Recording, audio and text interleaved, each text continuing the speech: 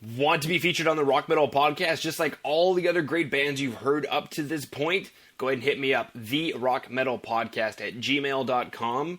Let me know. Let's work out the deets. The Rock Metal Podcast, episode 34 with Count Your Dead.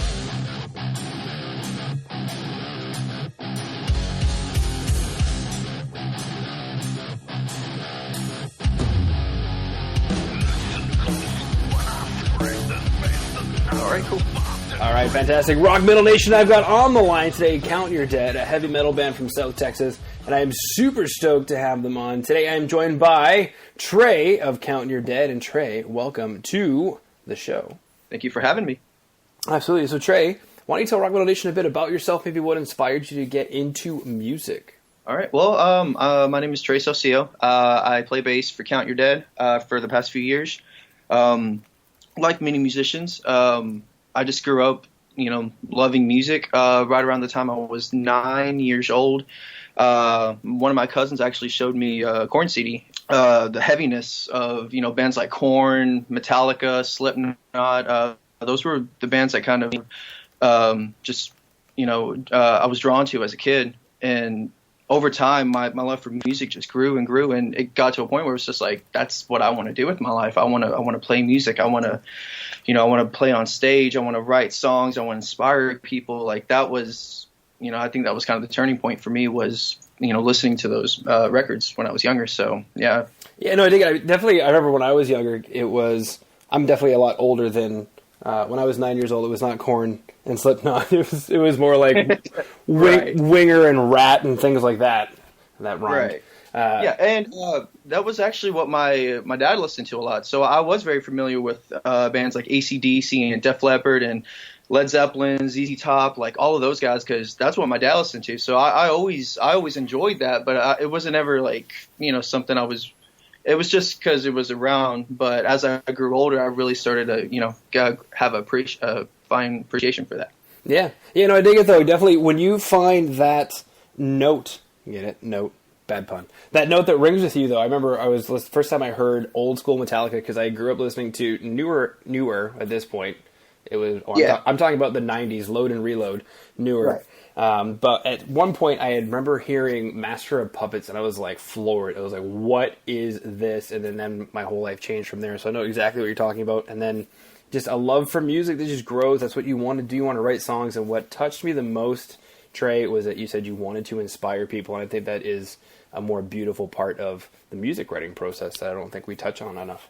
Yeah, and for me, that's the main gist of why I do it. I remember coming home from school being so angry and frustrated, and music was that outlet for me. When no one else could understand what I was going through, like I could just put on any CD, and it was like they were speaking right to me. And I love that. I love that music does that for so many people.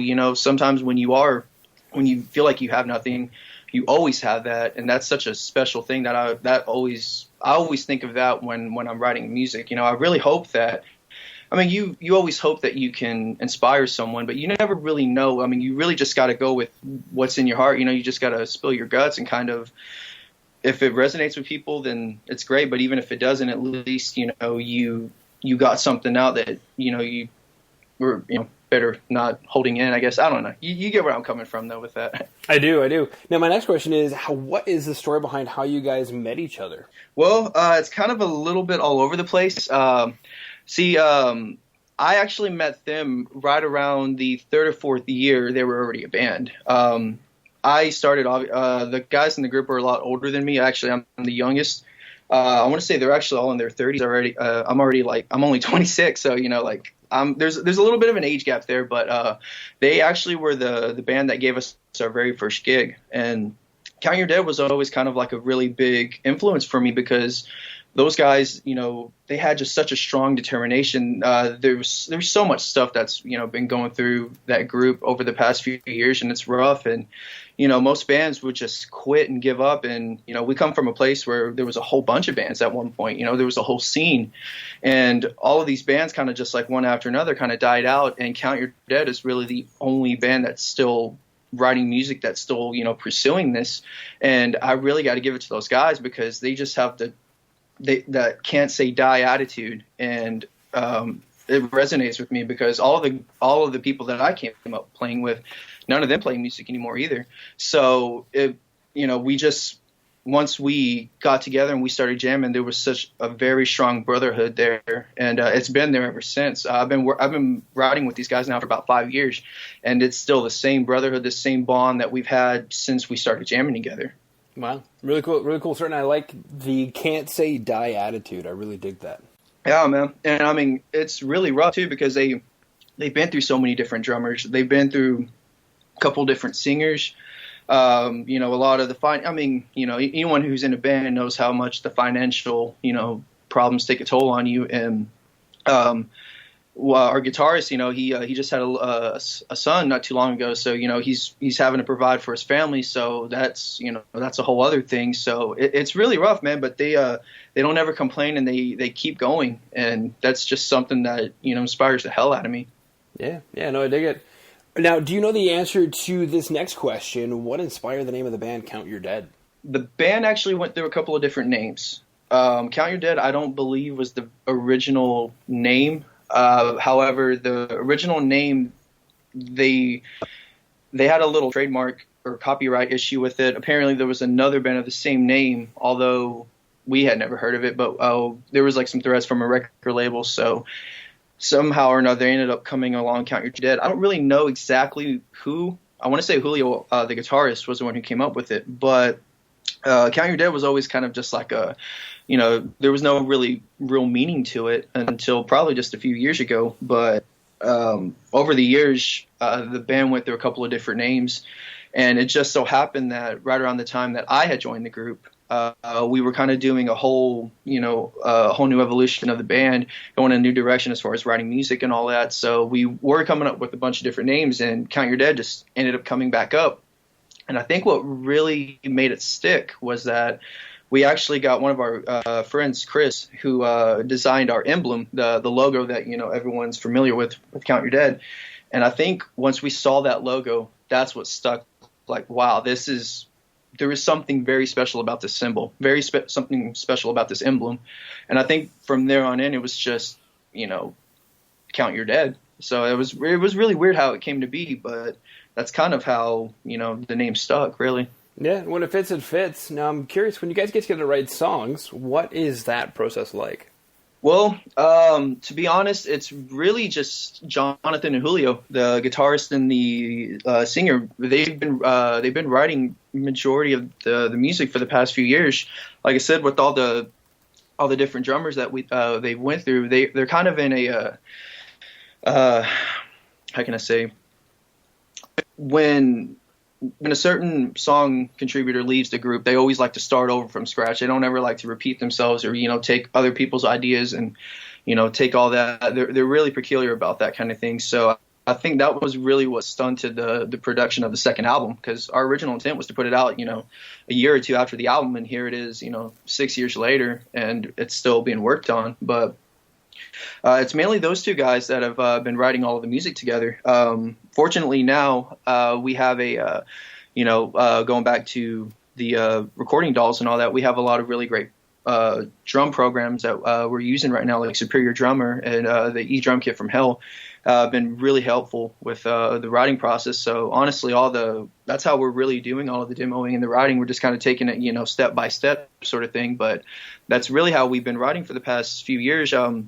They'll send me a couple of ideas, through email. I'll, record a couple of things, send it back to them. And that's kind of how we do things. But me and Jonathan actually have a couple of different projects that we got going on. So I'm always visiting at his house. So normally when, we're doing those jam sessions or those recording sessions, Julio will come in and, we'll get a couple of rehearsal practices in, go over some new material. So it's really just it's kind of scatterbrained, but that's really how we've been able to keep it going, for all these years, is technology, really. Yeah, no, there's a lot of that going around. Dropbox, there's Google Drive, all the different drum machine things, whatnot. Exactly, yeah, and that's really how we're doing it, really. I mean, if it was up to us, we would make the drive, we would we would get a whole band together and practice. But unfortunately, it doesn't work that way. So you gotta do what you gotta do to get the music going. So that's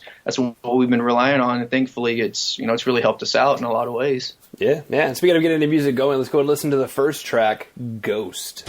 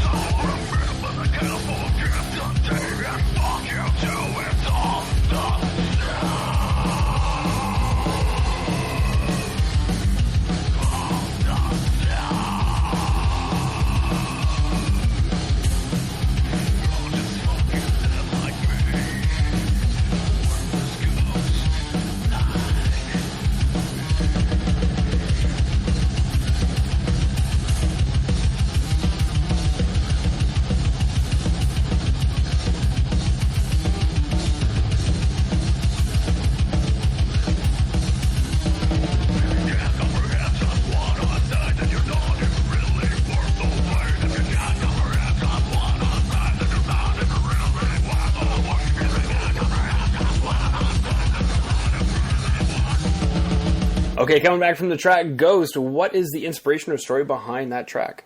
Ghost was actually thought up from Julio, our guitar player. He, right around the time that we were getting ready to put out this EP, we were kind of going over the different song titles and the different meaning and all that. We wanted one that kind of represented us best. And with the first album, our debut album, No Return, the meaning behind that was very, I guess, like resonant with our attitude, meaning we have come this far, we put so much blood, sweat, and tears into it. There is no return from this. This is who we are. This is what we're doing. This is it.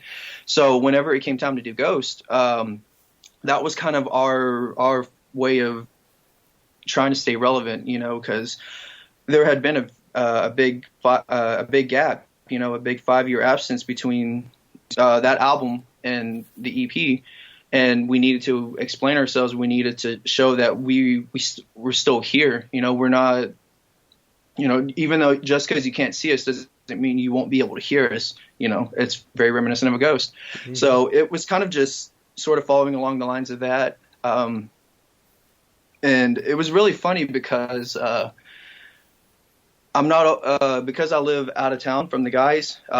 There's been a couple of instances where they would have to do shows without me, so they would have to get a stand-in for bass. So whenever I would go back to these certain venues, they'd be like, "Oh, where's your bass player at?"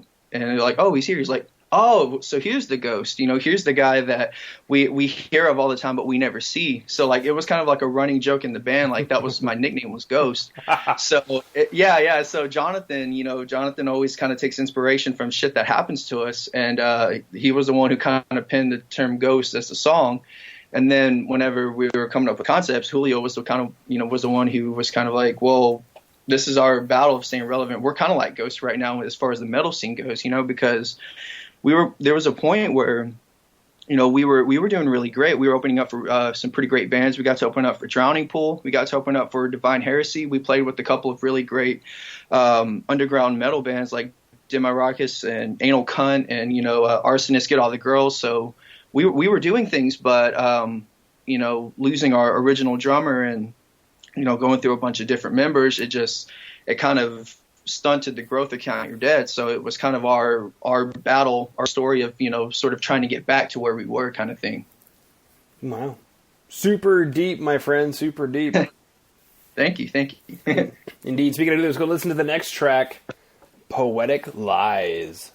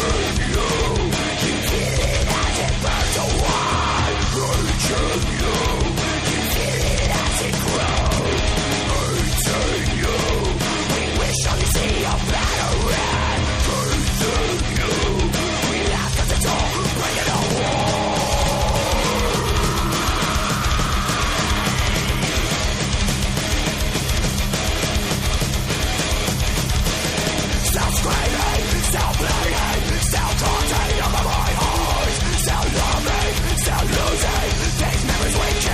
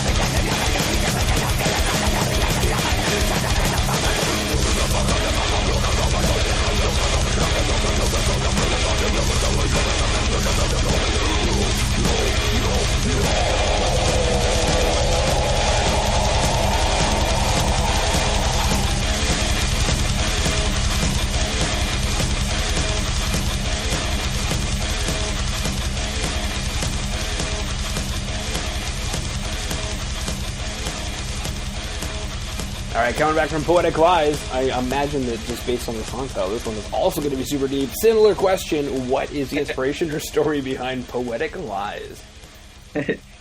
Jonathan actually came up with that one. That was an old original from Count Your Dead. The guy, our original drummer, Paul, him and Julio wrote majority of the first album together. And that was one of the original ones I remember hearing Count Your Dead whenever I used to do shows with him.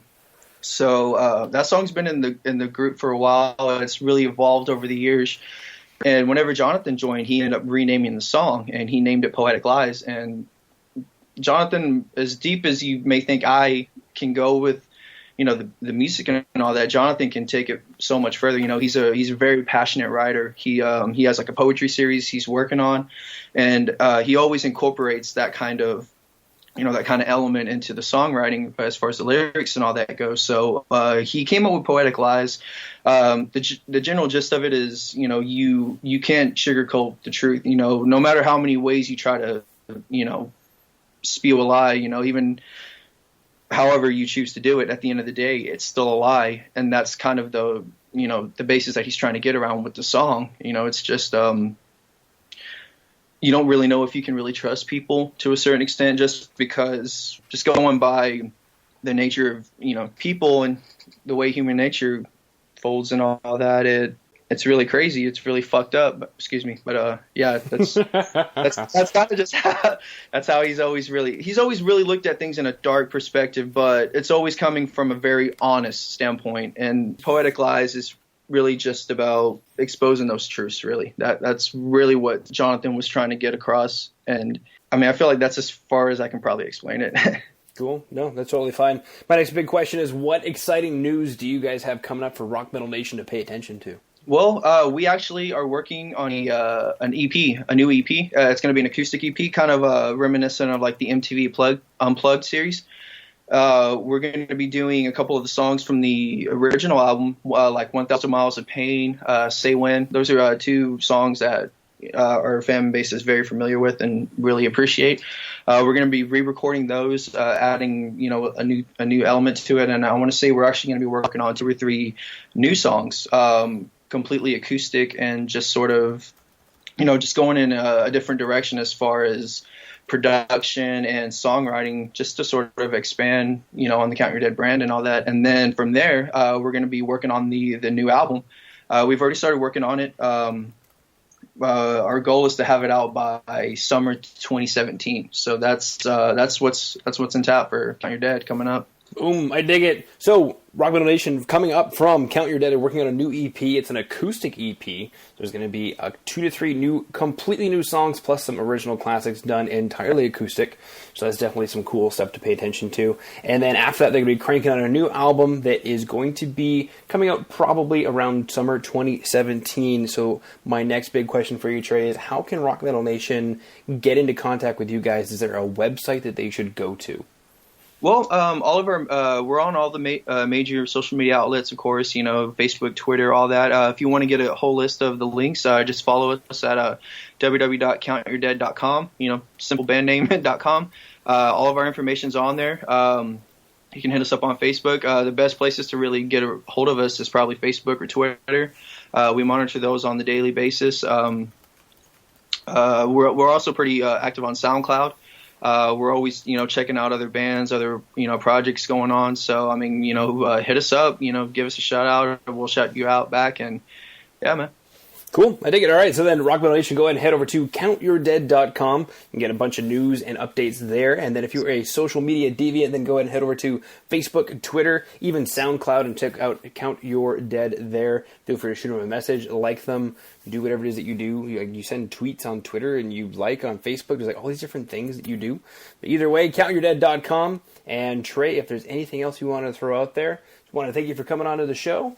And rock on, brother.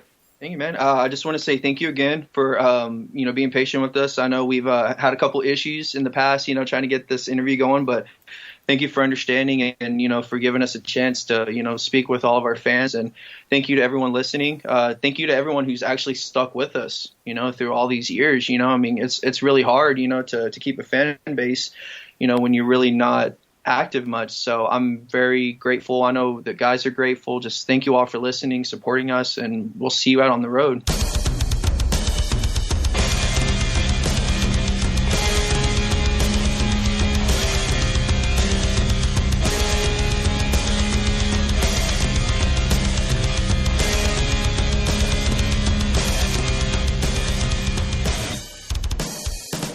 All right, Rock Metal Nation, hopefully you just found your new favorite band at Count Your Dead. Thanks again for coming on and sharing their music with us. Make sure to head over to www.therockmetalpodcast.ca to check out all the information from the show you just heard today. And until then, rock on, Rock Metal Nation.